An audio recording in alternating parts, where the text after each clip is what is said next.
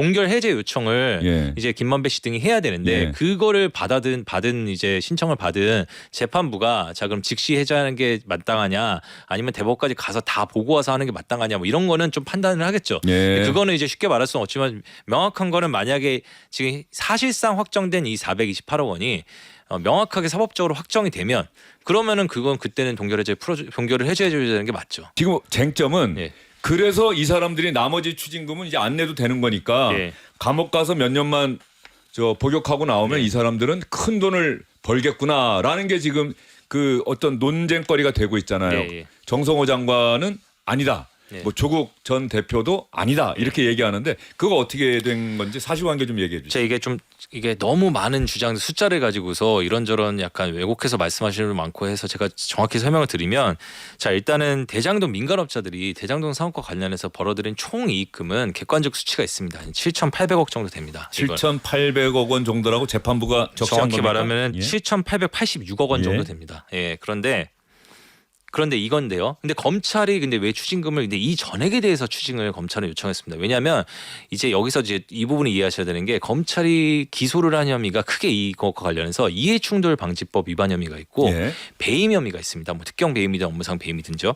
근데 이해충돌 방지법은 한마디로 성남시 수뇌부 쪽이 공무상 기밀 같은 걸 미리 다 알려줘가지고 이 대장동 업자들한테 큰 돈을 벌 수 있게 해줬다는 겁니다. 그래서 대장동 업자들이 번 돈은 전부 다 이해충돌 방지법 위반으로 인한 범죄로 인한 수익이다. 예. 그래서 7,800억 원이 전부 다 7,800억 원이 전부 다 이해충돌 방지법 위반으로 일하는 범죄 행위로 인한 수익이기 때문에 이걸 다 추징을 해달라고 한 겁니다. 그런데 여기서 좀 더 좁은 게 근데 그거 말고 이 사람들이 번 돈이 예. 전부 다 그거지만 그 중에서도 성남도시개발공사라는 데가 손해를 본 게 얼마냐 이거를 검찰은 이제 4,895억 원이라고 4,895억 원이라고 계산했습니다. 그래서 검찰은 그러니까 만약에 이해충돌 방지법이 안 되면은 이제 이거 4,895억 원으로 가는 거였죠. 예. 그런데 이제 법원에서 1심 재판부가 어떻게 판단했냐면 자 이해충돌 방지법 위반은 일단 무죄다. 그러니까 이 7,800억 원 이제 없어지는 겁니다. 추징이나 이거는. 그러니까 1심에서. 검찰이 추징을 요청한 액수는 다 합치면 7,800억 정도가 되는 거 아니에요? 이익금 전체를 다 그렇죠. 달라고요. 이제. 근데 그 중에서 이해충돌 방지법 위반은 무죄가 나와서 예.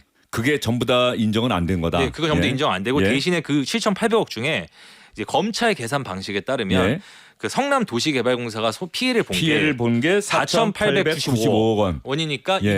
이거에 대해서 근데 법원은 판단을 좀 달리해서 결과적 계산 방식은 복잡한데 법원의 계산 방식에 따르자면 재판부가 판단한 거에 따르자면 배임은 맞는데 그리고 배임 당시의 피해가 아니지만 배임의 어쨌든 결과로 인해서 결과적으로 성남도시개발공사가 피해를 본 것이 1,128억 원이다.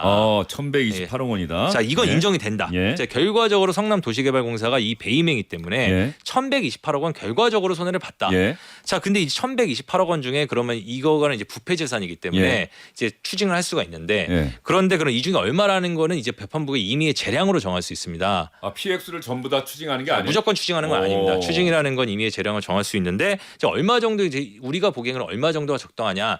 그러면 이제 재판부 표현이 적어도 이 이득액 중에 김만배 씨가 유동규 측에 대가로 제공하려고 했던 424억 원은 그 정도는 국가가 추징하는 게 정당한 것 같다. 네. 그래서 우리는 424억 김만배에 대해서 424억을 추징하겠다. 예. 그렇게가 이제 재판부의 논리입니다. 428억이 아니라 424억. 죄송합니다. 428억입니다. 예. 428억이요. 예. 그게 이제 재판부 예. 논리고 자 이렇게 됐는데 그럼 결과만 놓고 보니 대장동 업자들이 전체 번 돈은 7,800억 원이 넘는데 결과적으로 추징금은 428억 원이 너무 적은 거 아니냐. 심지어 그리고 뭐 아주 보수적인지 모르겠지만 1심 재판부 판단 기준대로 부정하게 어쨌든 얻은 이익이 1,100억 원이 넘으면 1,100억 원이 넘으면은 424억 원 그거에 비해서도 적은 거 아니냐 이런 문제의식이 나오는데 그런데 1심 항소를 포기했기 때문에 2심에서는 정확히 말하자면 제가 어제 확정이라는 표현을 썼는데 예.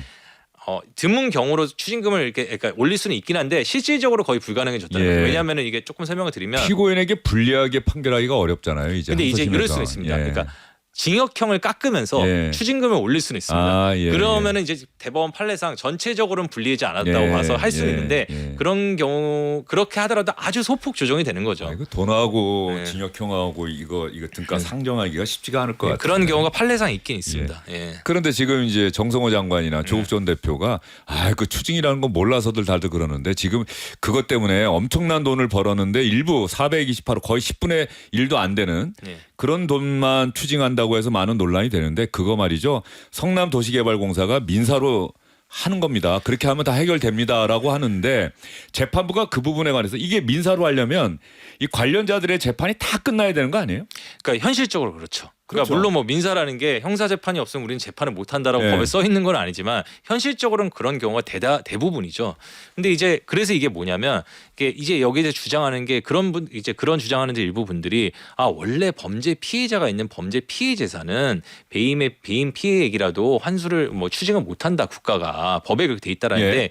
이제 이게 조금 일부만 놓고 말을 하는 게 부패 재산 몰수법이라는 게 있습니다. 그 원칙적으로는 범죄 피해 재산을 범죄 은닉에 관한 법이나 부패재산 몰수법 보면은 국가가 추징이나 몰수를 원래는 못하는 게 맞는데 특례 조항이 있습니다.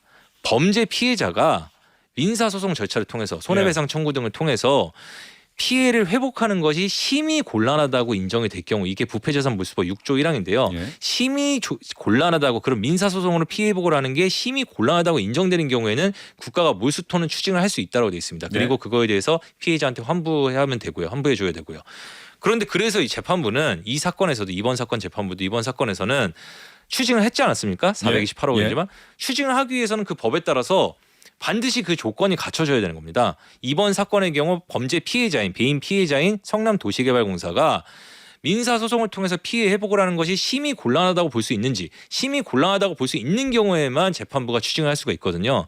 판단해봤더니 이게 이재명 대통령 사건의 형사재판이 중단돼 있는 등 형사재판이 모두 끝난 때까지 이제 성남도시개발공사 배임 피해자인 성남도시개발공사가 민사소송을 통해서 피해를 회복하는 것이 심히 곤란하다고 보는 것이 상당하다. 이렇게 이제 판결문에 전제를 합니다. 판결문에 써놨어요.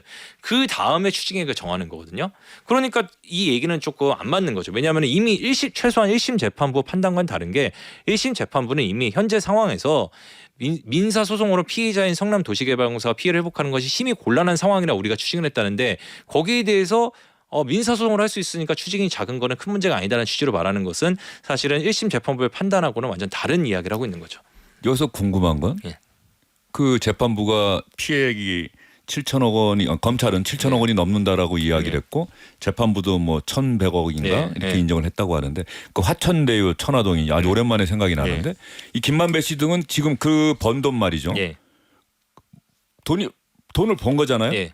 그 돈이 지금 통장에 들어가 있습니까? 근데 그 중에 예. 이 수익금 중에 한 2천억 원 정도는 예. 추징 보전 조치라는 걸 해놨습니다. 예. 쉽게 뭐 일상에 쓰는 말로 하면 동결 조치라는 그렇죠. 겁니다. 국가에서. 막 쓸 수 없게 만들어버린 거죠. 근데 예. 문제는 이 추징금이 424억 원이 예.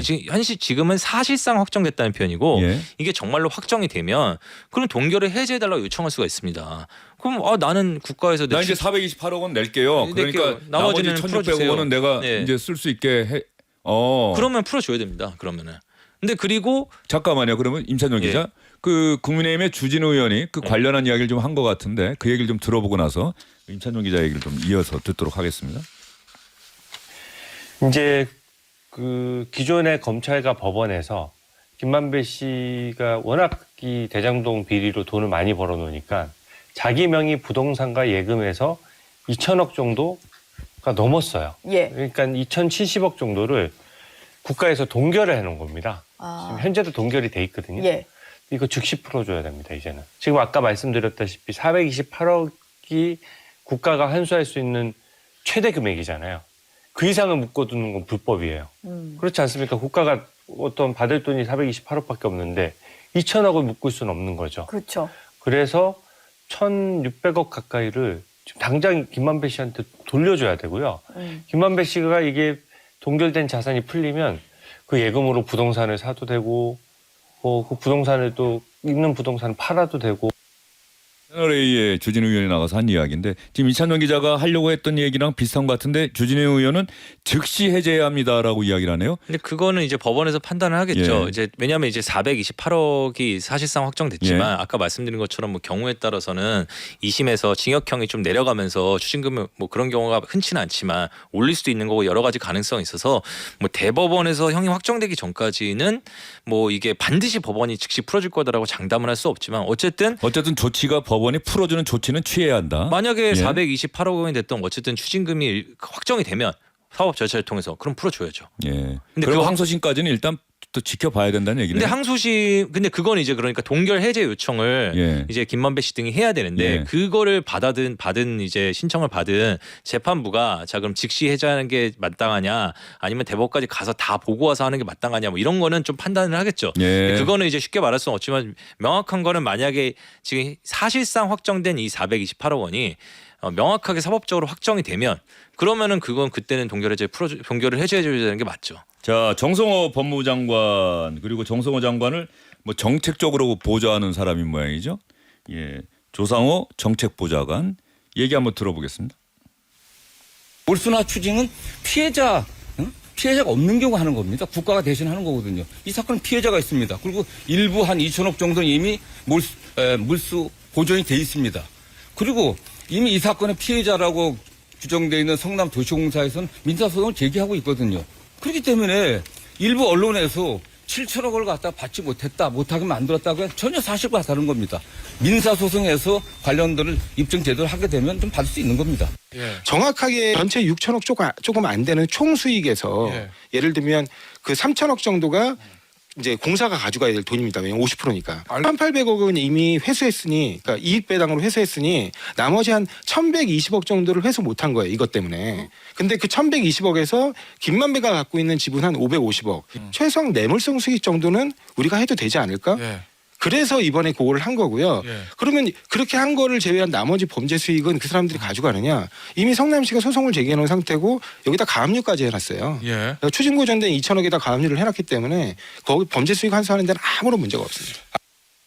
결과적으로 조상호 정책보좌관이 이야기한 바로 저 부분 범죄 수익을 회수하는 데는 아무런 문제가 없습니다. 임찬용 기자. 그러니까 맞습니까? 저게 이제 이거는 이제 추징 보전 얘기가 아니고 조상호 보좌관 얘기는 추징 보전을 해놓은 2천억에다가 민사소송 과정에서 성남도시개발공사가 가압류를 해놨기 때문에 그 돈을 마음대로 가져가지 못한다. 국가가 동결을 해제하더라도 가압류 상태이기 때문에 그거를 가져가지 못한다는 얘기인데 이제 문제는 지금 이제 민사소송이 그러니까 현실적으로는 형사재판이 다 끝난 뒤에야 진행이 될 거 가능성이 매우 크단 말입니다. 일반적인 경우 봤을 때.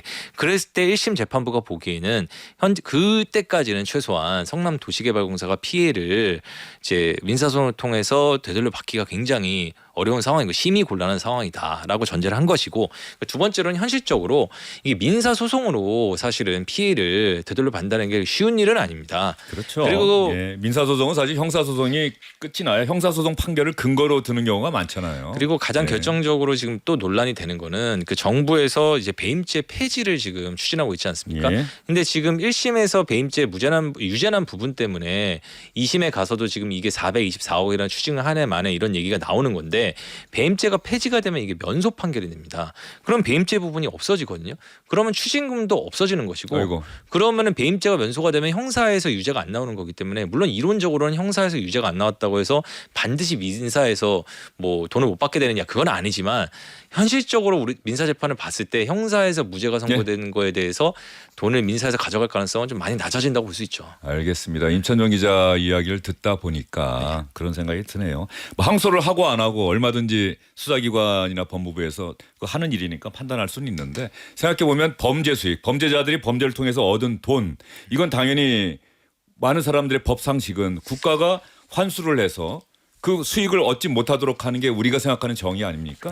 근데 그런 부분에 있어서는 불필요한 논란을 만들었다. 왜 사람들이 걱정하게 만들었다. 뭐 이런 생각이 자꾸 드네요. 항소를 하지 않음으로 인해서 그 생각은 그 부분은 앞으로 그래서 민사소송으로 가능하다고 자꾸 이야기를 하는데 민사소송은 언제 끝날지 지금으로서는 알 길이 없는 그런 상황이다. 알겠습니다. 임찬용 기자 오늘도 수고 많았습니다. 감사합니다. 예.